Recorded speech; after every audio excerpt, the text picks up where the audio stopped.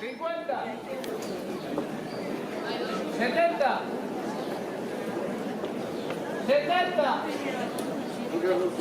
70, 70 la una,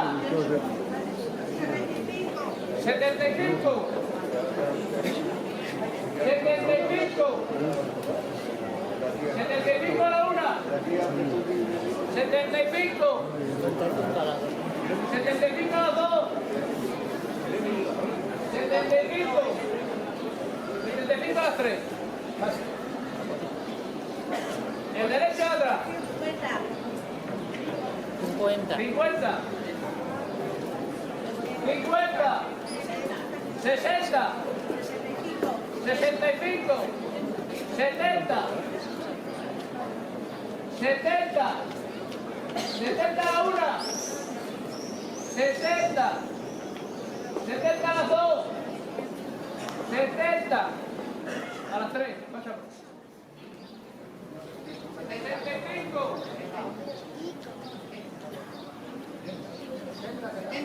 70. 70. 70 a la una. 70. 70 a las dos. 70. Pasa por ahí.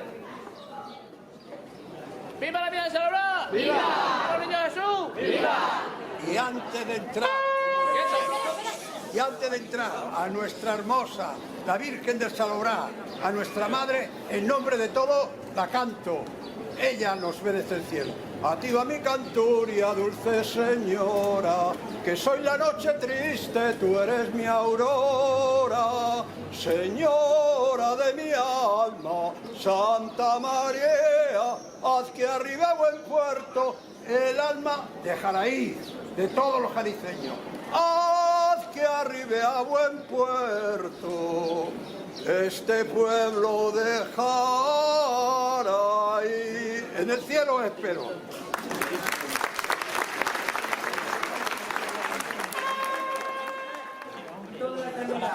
Un año más me subí hasta aquí, lleno de felicidad, para saludar a nuestra Santa Madre con su hijo, la Virgen de Salobra. Y creo que todos aquí presentes os debéis de sentir igual.